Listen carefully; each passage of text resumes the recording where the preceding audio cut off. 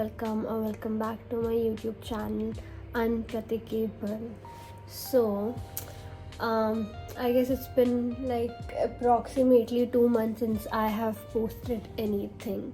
It's not that I didn't create anything, I did, but I wanted to edit it properly, so I was trying out different softwares, but somehow in that process I completely lost the footage. But we are going to shoot it again. I'm going to make the video again, and today we are going to talk about this amazing book which I read, I Who Never Knew Men.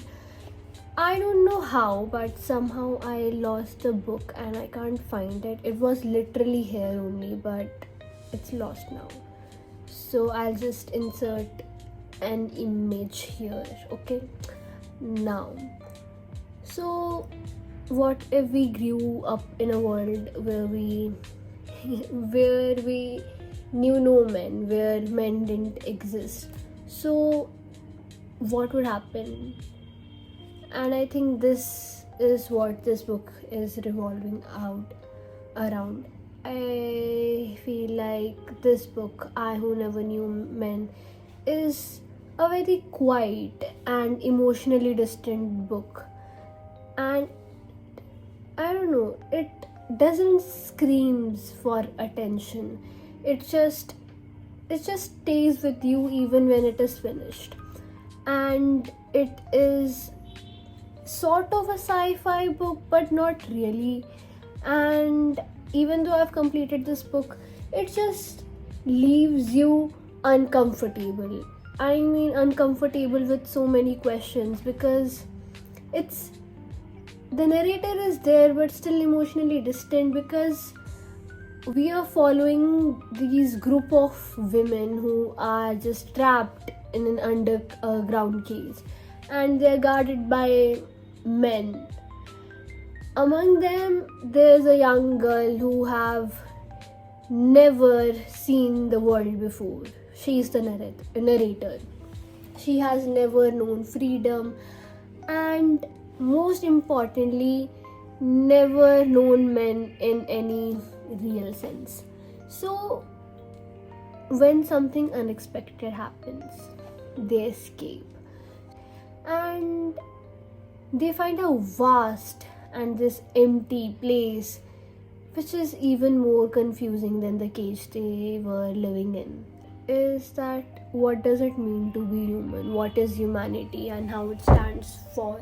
I mean, the narrator grows up without the real world, without any society or culture or relationships. It sort of makes you question that, are we shaped by connections or isolation more? Because she who has never known the real world, and she has never experienced anything except of isolation. So what does it really mean to be human? And even after escaping from the cage, even when they get their freedom finally, they aren't happy. So happiness isn't equivalent to freedom too. And what does womanhood means without any male presence? It's more like how we explore our identity when half of humanity isn't even present there. After that, I feel like the discomfort of not knowing. I think this one was the major one for me, because so many things happen in our life, so many, and some of them don't even make any sense, and they just happen, and we are left wondering why did it happen, or what sense could it have made. But sometimes things don't really make sense. They just are, they just exist, and you have to make peace with it, with whatever you have, the best you can.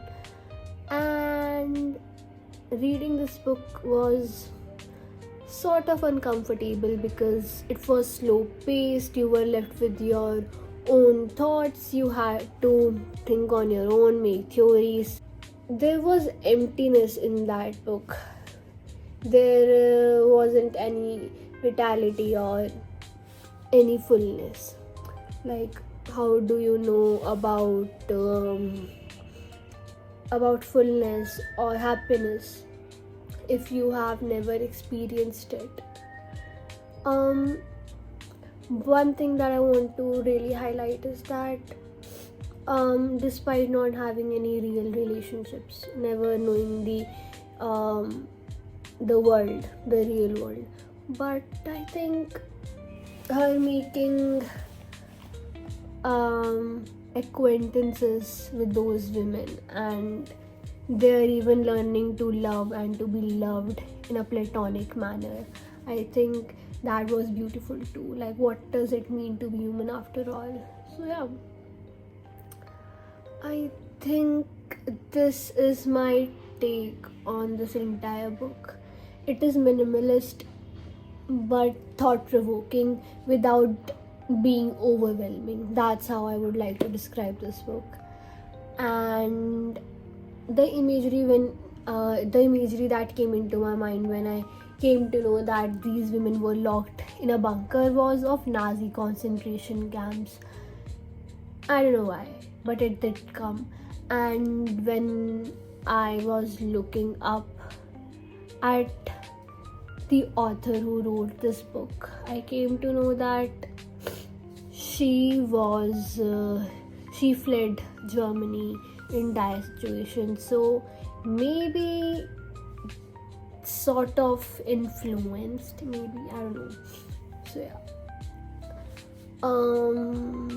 I think this was my entire take on this book. Rating it out of 5 would be a solid 4. And I feel like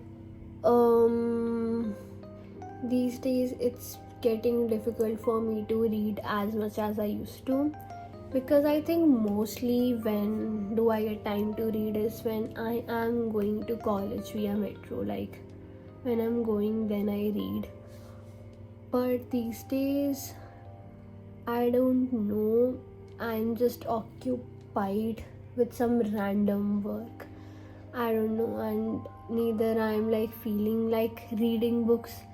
I have started to enjoy series and movies more than books recently. And yeah. And if my voice sounds off in between, it's because I don't know. I have had a cold for 2 weeks, like sort of, and it's not going away. So probably that's the reason. And yeah, that's all I have to talk about. Let's meet in the next video. And I think the next video is going to be I'll try to make it cinematic as much as I can, and it is not going to be about books. It's going to be something interesting.